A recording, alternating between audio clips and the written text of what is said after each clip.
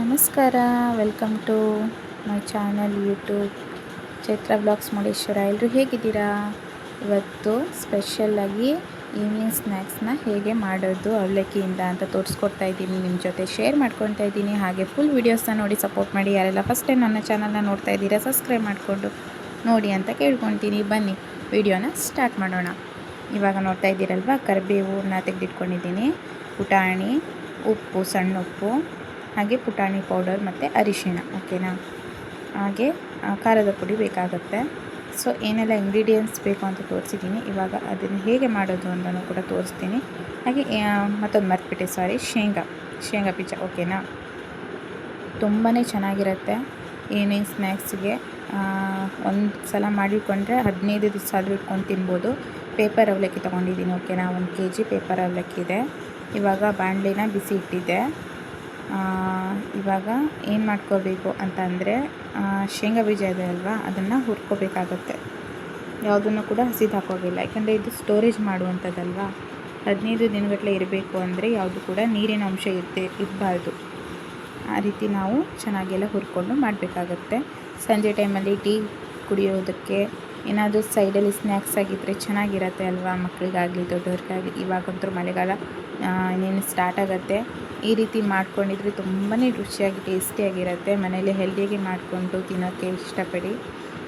ಮಕ್ಕಳಿಗೂ ಕೂಡ ಹೆಲ್ದಿಯಾಗಿರುತ್ತೆ, ಓಕೆನಾ. ಅಂಗಡಿ ಬೇಕ್ರಿ ಫುಡ್ಗಳನ್ನೆಲ್ಲ ಅವಾಯ್ಡ್ ಮಾಡಿ ದಯವಿಟ್ಟು ಅಂತ ಕೇಳ್ಕೊತೀನಿ. ಸೊ ಈ ರೀತಿ ನೀವು ಒಮ್ಮೆ ಮಾಡಿಟ್ಕೊಂಡ್ರೆ ಸಾಕು, 15 ಡೇಸ್ ತನಕ ಏನೂ ಕೆಡಲ್ಲ, ತುಂಬಾ ಚೆನ್ನಾಗಿರುತ್ತೆ. ನೀವು ಯಾವಾಗ ಬೇಕೋ ಅವಾಗ ಹಾಕಿ ತಿನ್ಕೋಬೋದು, ಆಯಿತಾ. ಬ್ಯಾಚುಲರ್ಸ್ ಕೂಡ ತುಂಬಾ ಈಸಿ ಆಗುತ್ತೆ. ಮನೇಲಿ ತಾಯಿಯಂದಿರು ಮಾಡಿಕೊಟ್ರೆ ಏನಾದರೂ ತಿನ್ನಬೇಕು ಅನ್ನಿಸ್ದಾಗ, ಬಾಯಿ ಕೆಟ್ಟಾಗ ಈ ರೀತಿ ಮಾಡಿಕೊಂಡು ಈ ರೀತಿ ತಿನ್ಬೋದು. ಸೊ ಶೇಂಗಾ ಬೀಜನ ಇವಾಗ ಹುರ್ಕೊಳ್ಳೋಣ ನೀಟಾಗಿ. ಸಿಪ್ಪೆ ಎಲ್ಲ ಕಪ್ಪಾಗಬೇಕು, ಆ ರೀತಿ ಹುರ್ಕೋಬೇಕು. ಯಾಕಂದರೆ ಒಳಗಡೆ ಶೇಂಗಾ ಬೀಜ ಹಸಿಯಾಗಿರಬಾರ್ದಲ್ವ, ಅದಕ್ಕೋಸ್ಕರ. ಸೊ ಇವಾಗ ಶೇಂಗಾ ಬೀಜನ ಚೆನ್ನಾಗಿ ಹುರ್ಕೊಳ್ಳೋಣ. ನೋಡಿ, ಈ ರೀತಿ ಹುರ್ಕೋಬೇಕಾಗತ್ತೆ. ತುಂಬಾ ಚೆನ್ನಾಗಿರುತ್ತೆ. ಮಧ್ಯೆ ಮಧ್ಯೆ ಶೇಂಗಾ ಬೀಜ, ಪುಟಾಣಿ, ಕರಿಬೇವು ಅಲ್ಲಿ ಅಂತೂ ಇನ್ನೂ ಒಳ್ಳೆಯದು.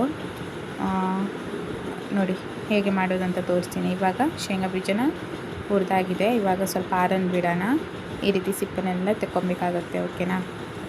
ಸೊ ಇವಾಗ ನೆಕ್ಸ್ಟ್ ಏನು ಮಾಡಬೇಕು, ಇವಾಗ ಅವಲಕ್ಕಿ ಇದೆ ಅಲ್ವಾ, ಅದನ್ನು ಹುರ್ಕೋಬೇಕಾಗತ್ತೆ. ಸ್ವಲ್ಪ ಅವಲಕ್ಕಿನ ಹಾಕಿ ಹುರ್ಕೋಬೇಕು. ತುಂಬ ಕಪ್ಪಾಗಬಾರ್ದು. ಸ್ವಲ್ಪ ಅವಲಕ್ಕಿ ಏನಿರುತ್ತೆ ಮುದುಡ್ದಂಗೆ ಆಗುತ್ತೆ, ಓಕೆನಾ, ಬಾಡಿದಂಗೆ ಆಗುತ್ತೆ. ಆ ರೀತಿ ನಾವು ಹುರ್ಕೋಬೇಕಾಗತ್ತೆ. ಯಾಕೆ ಹೇಳಿ, ಕ್ರಿಸ್ಪಿನೆಸ್ ಆಗಿ ಬರುತ್ತೆ ಅವಲಕ್ಕಿ, ಕರುಮ್ ಅಂತ.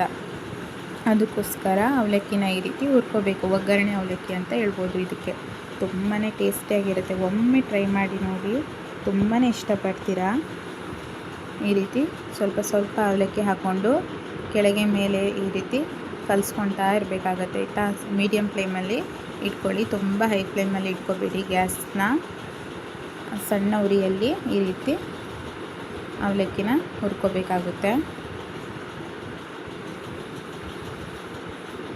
ನೋಡಿ, ಈ ರೀತಿ ಮೇಲೆ ಕೆಳಗೆ ಮಾಡ್ತಾ ಇರಬೇಕಾಗತ್ತೆ, ಓಕೆನಾ. ಇಲ್ಲಾಂದರೆ ತಳ ಹಿಡಿದ್ಬಿಟ್ಟು ಕಪ್ಪಾಗಿಬಿಡತ್ತೆ ಅವಲಕ್ಕಿ, ಆಯಿತಾ. ಪೇಪರ್ ಅವಲಕ್ಕಿ ತೊಗೊಂಡಿದ್ದೀನಿ ನಾನು,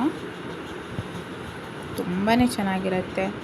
ನಾನು ಕೂಡ ಮನೇಲಿ ಮಾಡ್ತಾಯಿರ್ತೀನಿ ಅವಾಗವಾಗ. ನೀವು ಕೂಡ ಒಮ್ಮೆ ಮಾಡಿದರೂ ಸಾಕು. ಇಲ್ಲಾಂದರೆ ನೀವು ಒಂದು ಸ್ವಲ್ಪ ತಗೊಬಂದು ಒಂದು ಅರ್ಧ kg, 1/4 kgನ ಒಂದು ಸಲ ಟ್ರೈ ಮಾಡಿ ನೋಡಿ, ಮತ್ತು ಇಷ್ಟಪಡ್ತೀರಾ. ನೀವೇ ಮತ್ತೆ ಮಾಡ್ಕೊಂಡು ತಿಂತೀರಾ, ಅಷ್ಟು ಚೆನ್ನಾಗಿರುತ್ತೆ, ಆಯಿತಾ. ಸೊ ಈ ರೀತಿ ನಾನು ಅವಲಕ್ಕಿನ ಹುರಿದಿಟ್ಕೊತಾ ಇದ್ದೀನಿ.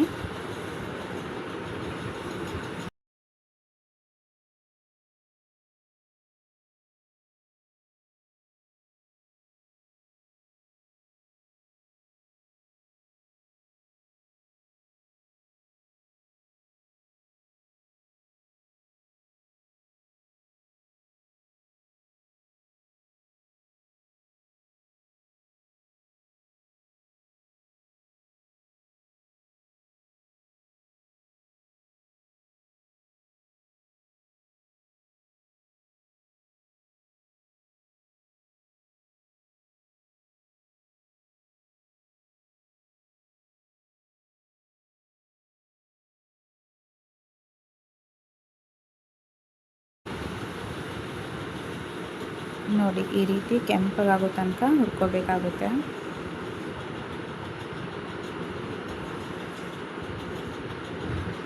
ಇದೇ ರೀತಿ ಎಲ್ಲ ಅವಲಕ್ಕಿನ ಕೂಡ ಹೀಗೆ ಹುರ್ಕೊಂಡು ತೆಗೆದಿಟ್ಕೊಳ್ಳೋಣ.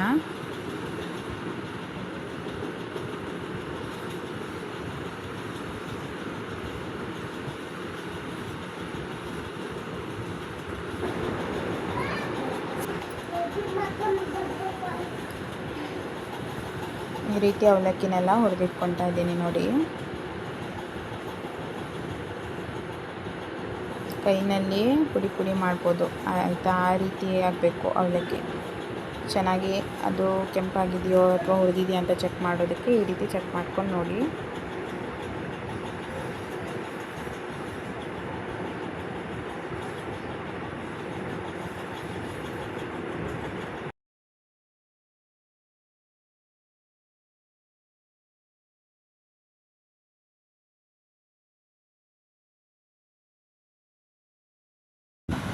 ಸೊ ಇವಾಗ ಕಾದಿರೋ ಎಣ್ಣೆಗೆ ಶೇಂಗಾ ಬೀಜ ಸಿಪ್ಪೆನ ತೆಗೆದು ಎರಡೆರಡು ಮಾಡ್ಕೊಂಡಿದ್ದೀನಿ. ಓಕೆನಾ. ಹುರಿದಿಟ್ಕೊಂಡಿದ್ವಲ್ಲ ಆ ಶೇಂಗಾ ಬೀಜ. ಇವಾಗ ಇಷ್ಟು ಪ್ರಮಾಣದಲ್ಲಿ ಎಣ್ಣೆ ತೊಗೊಂಡಿದ್ದೀನಿ ಆಯಿತಾ. ಅವಲಕ್ಕಿನೆಲ್ಲ ಆಲ್ರೆಡಿ ಹುರಿದಿಟ್ಕೊಂಡಿದ್ದೀವಿ. ಎಲ್ಲದೂ ಕೂಡ ರೆಡಿಯಾಗಿದೆ. ಪುಟಾಣಿ ಪೌಡರ್ ಇದೆ. ಇವಾಗ ಒಗ್ಗರಣೆಗೆ ಏನೆಲ್ಲ ಹಾಕಬೇಕು ಅನ್ನೋದನ್ನು ತೋರಿಸ್ಕೊಡ್ತಾ ಇದ್ದೀನಿ. ಈವ್ನಿಂಗ್ ಸ್ನ್ಯಾಕ್ಸಿಗೆ ತುಂಬಾ ಚೆನ್ನಾಗಿರುತ್ತೆ. ಹಾಗೆ ಬೇಕ್ರಿ ಫುಡ್ ಅವಾಯ್ಡ್ ಕೂಡ ಮಾಡ್ಬೋದು. ಮನೇಲಿ ಹೆಲ್ದಿಯಾಗಿ ಮಾಡ್ಕೊತೀನಿ. ಆರೋಗ್ಯಕ್ಕೆ ಒಳ್ಳೆಯದು ಅಲ್ವಾ. ಸೈಡ್ ಬಿಸ್ನೆಸ್ ಕೂಡ ಈ ರೀತಿ ಮಾಡ್ಕೋಬೋದು. ಯಾರಾದರೂ ಮಾಡೋರಿದ್ದರೆ ಇದನ್ನು ಕೂಡ ಟ್ರೈ ಮಾಡ್ಬೋದು. ಅವಲಕ್ಕಿನ ಮಾಡಿ ಕೆಲವೊಂದು ಅಂಗಡಿಗಳಿಗೆ ಕೂಡ ಕೊಡುವಂಥದ್ದು. ನೋಡಿ ಟ್ರೈ ಮಾಡ್ಬೋದು ಹೇಗೆ ಅಂತ ಹೇಳಿ.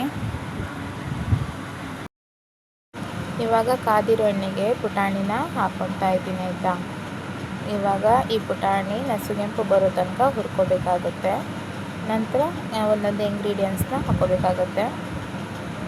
ಪುಟಾಣಿ ಸ್ವಲ್ಪ ತುಂಬ ಕತ್ತೋಗಿ ಕೂಡ ಹೋಗಬಾರ್ದು ಆಯಿತಾ.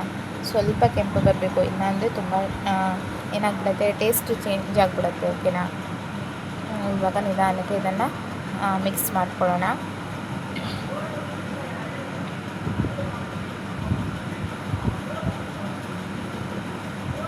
ನೋಡಿ ನಿಧಾನಕ್ಕೆ ಬಾಯ್ಲ್ ಆಗ್ತಾ ಇದೆ ಅಲ್ವಾ ಪುಟಾಣಿ. ಸೊ ಇದೇ ರೀತಿ ಸಣ್ಣ ಉರಿಯಲ್ಲಿ ಫ್ರೈನ ಮಾಡ್ಕೋಬೇಕಾಗುತ್ತೆ ಪುಟಾಣಿ.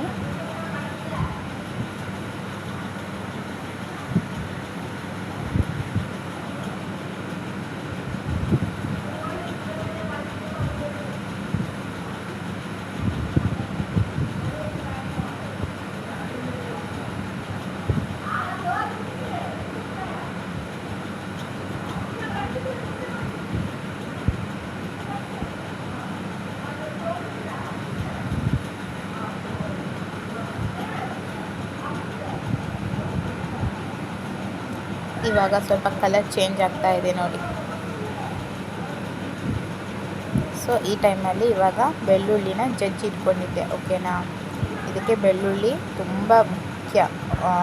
ಈ ಪೇಪರ್ ಅವಲಕ್ಕಿ ಒಗ್ಗರಣೆಗೆ ಹಸಿ ಬೆಳ್ಳುಳ್ಳಿ ಅಲ್ವಾ. ಸೊ ಇವಾಗ ಈ ಬೆಳ್ಳುಳ್ಳಿನ ಹಾಕ್ಕೊಂಡು ಮಿಕ್ಸ್ ಮಾಡ್ಕೊಳ್ಳೋಣ. ಬೆಳ್ಳುಳ್ಳಿ ಸಿಪ್ಪೆ ತೆಗೆದು ಕುಟ್ಟಿ ಇಟ್ಕೊಂಡಿದ್ದೆ. ಓಕೆನಾ. ಸಣ್ಣದಾಗಿ ಕುಟ್ಕೋಬೇಕಾಗತ್ತೆ. ತುಂಬ ಸಣ್ಣ ಅಂದರೆ ಸಣ್ಣ ಅಲ್ಲ, ಬಾಯಿಗೆ ಸಿಗಬೇಕು ಅದು ಫ್ಲೇವರ್. ಓಕೆನಾ. ಆ ರೀತಿ ಕುಟ್ಕೋಬೇಕಾಗತ್ತೆ ನೋಡಿ. ಇವಾಗ ಆ ಎಣ್ಣೆಯಲ್ಲಿ ಹಸಿ ವಾಸನೆ ಹೋಗೋ ತನಕ ನಾವು ಸಣ್ಣ ಉರಿಯಲ್ಲಿ ಬೇಯಿಸ್ಕೋಬೇಕು. ಎಣ್ಣೆಯಲ್ಲಿ ಕರ್ಕೋಬೇಕಾಯ್ತಾ. ಬೆಳ್ಳುಳ್ಳಿ ಹಸಿ ಸ್ಮೆಲ್ ಹೋಗೋ ತನಕ. ಅದು ಕಲರ್ ಕೂಡ ಚೇಂಜ್ ಆಗಬೇಕು ಬೆಳ್ಳುಳ್ಳಿದು. ಅಲ್ಲಿ ತನಕ ಇವಾಗ ನಾವು ಫ್ರೈ ಮಾಡ್ಕೋಬೇಕಾಗತ್ತೆ. ಎಲ್ಲದನ್ನು ಕೂಡ ಎಣ್ಣೆಯಲ್ಲಿ ಫ್ರೈ ಮಾಡ್ಕೊಳ್ಳೋವಂಥದ್ದು. ಓಕೆನಾ. ಇದನ್ನು ಯಾವುದು ಈ ರೀತಿ ಮಾಡಿಕೊಂಡ್ರೆ ಅವಲಕ್ಕಿ ಮಾಡಿರೋದು ಕೆಡೋದಿಲ್ಲ. ಮತ್ತು 15 ಅಲ್ಲ 1 ತಿಂಗಳ ತನಕ ಕೂಡ ಸ್ಟೋರೇಜ್ ಮಾಡಿಕೊಂಡು ತಿನ್ಬೋದು ಆರಾಮಾಗಿ. ಓಕೆನಾ. ನೋಡಿ ಈ ರೀತಿ ನಾನು ಬೆಳ್ಳುಳ್ಳಿನ ಹಾಕಿ ಫ್ರೈ ಮಾಡ್ಕೊತಾ ಇದ್ದೀನಿ. ನಸುಗೆಂಪು ಬರೋ ತನಕ ಹುರ್ಕೊಳ್ಳೋಣ. ಯಾರೆಲ್ಲ ಫಸ್ಟ್ ಟೈಮ್ ನನ್ನ ಚಾನಲ್ ವೀಡಿಯೋಸ್ನ ನೋಡ್ತಾ ಇದ್ದೀರಾ, ಸಬ್ಸ್ಕ್ರೈಬ್ ಮಾಡಿಕೊಂಡು ಸಪೋರ್ಟ್ ಮಾಡಿ ಅಂತ ಕೇಳ್ಕೊತೀನಿ. ಹಾಗೆ ವಿಡಿಯೋ ಇಷ್ಟ ಆದಲ್ಲಿ ಕಮೆಂಟ್ ಮಾಡೋದನ್ನು ಮಾತ್ರ ಮರಿಬೇಡಿ.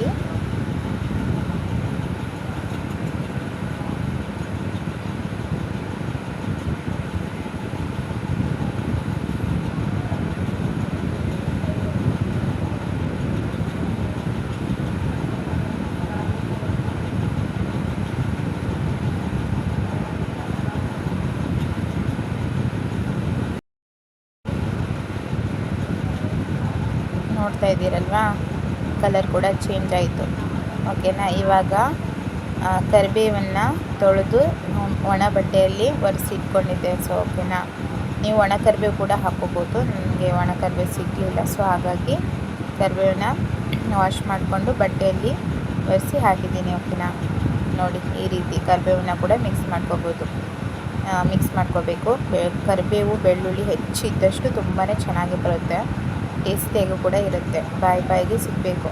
ಸೊ ನೋಡಿ, ಬೆಳ್ಳುಳ್ಳಿ ಆ ಕರಿಬೇವು ಎರಡನ್ನೂ ಮಿಕ್ಸ್ ಮಾಡಿದ್ದೀನಿ. ಇವಾಗ ಈ ಶೇಂಗಾ ಇತ್ತಲ್ವಾ, ಸಿಪ್ಪೆ ಮಾಡಿ ತೆಗೆದಿಟ್ಕೊಂಡಿದ್ದು, ಇವಾಗ ಅದನ್ನು ಕೂಡ ಆ್ಯಡ್ ಮಾಡಿಕೊಂಡೆ. ಸೊ ಇವಾಗ ಇದೆಲ್ಲವನ್ನು ಮಿಕ್ಸ್ ಮಾಡ್ಕೊಳ್ಳೋಣ. ಈಗ ಈ ಟೈಮ್ನಲ್ಲಿ ನಾವೇನು ಮಾಡಬೇಕು, ರುಚಿಗೆ ತಕ್ಕಷ್ಟು ಉಪ್ಪನ್ನು ಸೇರಿಸ್ಕೋಬೇಕಾಗತ್ತೆ. ಓಕೆನಾ. ನೋಡಿ ಉಪ್ಪನ್ನು ಹಾಕ್ಕೊಳ್ಳಿ. ನೀವು ಎಷ್ಟು ಅವಲಕ್ಕಿ ಪ್ರಮಾಣವನ್ನು ತೆಗೆದಿಟ್ಕೊಂಡಿರ್ತೀರ ಅದರ ಮೇಲೆ ಉಪ್ಪನ್ನು ಹಾಕ್ಕೋಬೇಕಾಗತ್ತೆ. ಇವಾಗ ಅರಿಶಿಣವನ್ನು ಹಾಕ್ಕೊಳ್ತಾ ಇದ್ದೀನಿ. ಅರಿಶಿಣ ಪುಡಿ, ಉಪ್ಪು, ನಂತರ ಮತ್ತೆ ಮಿಕ್ಸ್ ಮಾಡ್ಕೊಳೋದು.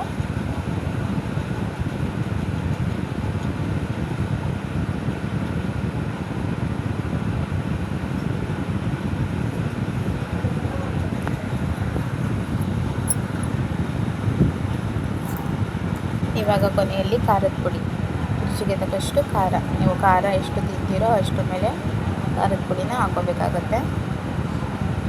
ನಾನು ಖಾರದ ಪುಡಿನ ಹಾಕ್ಕೊಳ್ತಾ ಇದ್ದೀನಿ. ನಾನು 2 ಟೇಬಲ್ ಸ್ಪೂನಷ್ಟು ಖಾರದ ಪುಡಿನ ಆ್ಯಡ್ ಮಾಡ್ಕೊಂಡಿದ್ದೀನಿ. ಅಂದರೆ ಅಷ್ಟು ಖಾರ ಇಲ್ಲ, ಅದು ಮಗಳು ಕೂಡ ತಿನ್ಬೋದು ಆರಾಮ್ಸರಾಗಿ. ಸೊ ಸ್ವಲ್ಪ ಇವಾಗ ಖಾರದ ಪುಡಿ ಹಾಕಿದ ನಂತರ ತುಂಬ ಫ್ರೈ ಮಾಡ್ಕೋಬಾರ್ದು, ಯಾಕಂದರೆ ಅದು ಘಾಟ್ ಸ್ಮೆಲ್ ಬಿಟ್ಕೊಂಡ್ಬಿಡುತ್ತೆ. ಸೊ ಇವಾಗ ಸ್ವಲ್ಪ ಸಕ್ಕರೆನ ಕೂಡ ಹಾಕ್ಕೊತೀವಿ. ನೋಡಿ, ಇಷ್ಟು ಸಕ್ಕರೆನ ನಾನು ಹಾಕ್ಕೊಳ್ತಾ ಇದ್ದೀನಿ. ಸಕ್ಕರೆನ ಹಾಕಿಬಿಟ್ಟು ಗ್ಯಾಸ್ನ ಆಫ್ ಮಾಡ್ಕೊಬಿಡೋದು, ಮುಗೀತು. ಇವಾಗ ಒಗ್ಗರಣೆ ಕೆಲಸ ಅಂತೂ ಆಗಿಬಿಟ್ಟಿದೆ. ಇನ್ನೇನು ಒಗ್ಗರಣೆ ಸ್ವಲ್ಪ ತಣ್ಣಗಾದ ನಂತರ ಅವಲಕ್ಕಿ ಹಾಕಿ ಮಿಕ್ಸ್ ಮಾಡೋದೊಂದೇ ಬಾಕಿ. ಒಗ್ಗರಣೆ ಅವಲಕ್ಕಿ ರೆಡಿ ಟು ಈಟ್ ಆಗಿಬಿಡುತ್ತೆ, ಆಯಿತಾ. ನೋಡಿದ್ರಲ್ವಾ, ಈ ಪ್ರಮಾಣದಲ್ಲಿ ಒಗ್ಗರಣೆನ ಮಾಡ್ಕೊಂಡಂಥದ್ದು.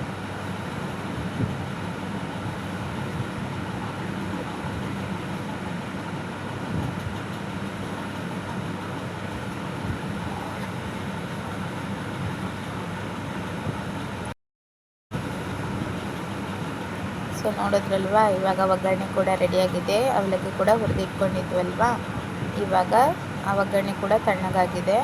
ಸೊ ಇವಾಗ ಒಗ್ಗರಣೆನ ಮಿಕ್ಸ್ ಮಾಡ್ಕೊಳ್ಳೋಣ ಅವಲಕ್ಕಿಗೆ. ಸೊ ನೋಡಿ ಯಾವ ರೀತಿ ಮಿಕ್ಸ್ ಮಾಡ್ಕೊಳೋದು ಅಂತ. ಈ ರೀತಿ ಸ್ವಲ್ಪ ಸ್ವಲ್ಪ ಒಗ್ಗರಣೆನ ಹಾಕ್ಕೊಂಡು ಮಿಕ್ಸ್ ಮಾಡ್ಕೊಳ್ಬೇಕಾಗತ್ತೆ.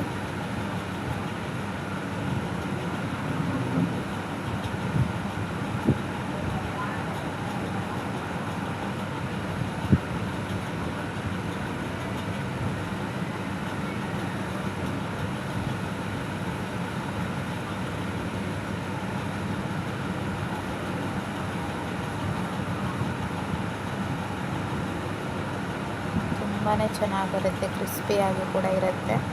ಮಕ್ಕಳಿಂದ ಹಿಡಿದು ದೊಡ್ಡವ್ರ ತನಕ ಇಷ್ಟಪಟ್ಟು ತಿಂತೀರಾ. ಒಂದು ಸಲ ಟ್ರೈ ಮಾಡಿ ನೋಡಿ, ನಂತರ ನೀವೇ ಮನೇಲಿ ಮಾಡ್ಕೊತೀರಾ. ಓಕೆನಾ. ಸೊ ಈ ರೀತಿ ಮಿಕ್ಸ್ ಮಾಡಿಕೊಂಡು ಕೊನೆಯಲ್ಲಿ ನಾವು ಏನು ಹಾಕ್ಕೋಬೇಕು ಹೇಳಿ, ಪುಟಾಣಿ ಪೌಡರನ್ನು ಮಿಕ್ಸ್ ಮಾಡ್ಕೋಬೇಕಾಗತ್ತೆ. ಯಾಕಂದರೆ ಎಣ್ಣೆ ಅಂಶ ಅಲ್ವಾ, ಪುಟಾಣಿನ ಹಾಕ್ಕೊಂಡ್ಬಿಟ್ರೆ ಬ್ಯಾಲೆನ್ಸ್ ಆಗಿಬಿಡುತ್ತೆ, ಮತ್ತು ಕೆಡೋದು ಇಲ್ಲ, ಆಯಿತಾ. ಟೇಸ್ಟ್ ಕೂಡ ತುಂಬಾ ಚೆನ್ನಾಗಿ ಬರುತ್ತೆ. ಸೊ ಇದನ್ನು ಚೆನ್ನಾಗಿ ಎಲ್ಲ ಅವಲಕ್ಕಿಗೂ ಒಗ್ಗರಣೆ ಹತ್ತೋ ಥರ ಚೆನ್ನಾಗಿ ಮಿಕ್ಸ್ ಮಾಡ್ಕೊಳ್ಳೋಣ. ಇವಾಗ ನೋಡಿ, ಇದು ಪುಟಾಣಿ ಪೌಡರ್. ಓಕೆನಾ. ತರಿಯಾಗಿ ರುಬ್ಕೊಂಡಿರೋದು, ತುಂಬ ಸಣ್ಣನೂ ಮಾಡಿಲ್ಲ. ಸೊ ಇವಾಗ ಈ ಪುಟಾಣಿ ಮಿಶ್ರಣ ಇದೆಯಲ್ವ, ಅದನ್ನು ಕೂಡ ಹಾಕಿ ಮಿಕ್ಸ್ ಮಾಡಿಕೊಂಡ್ರೆ ಮುಗೀತು, ಅವಲಕ್ಕಿ ರೆಡಿ ಆಗಿಬಿಡ್ತು. ಇಷ್ಟು ಕೆಲಸ, ತುಂಬ ಹೆವಿ ಕೆಲಸ ಏನಿಲ್ಲ. ಒಂದು ಸಲ ನೀವು ರೆಡಿ ಮಾಡಿ ಇಟ್ಕೊಂಡ್ಬಿಟ್ರೆ ಆಯಿತು.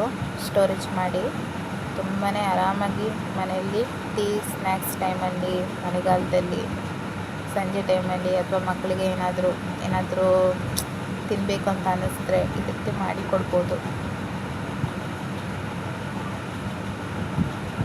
ನೋಡಿ, ಈ ರೀತಿ ಅವಲಕ್ಕಿ ರೆಡಿಯಾಗಿದೆ.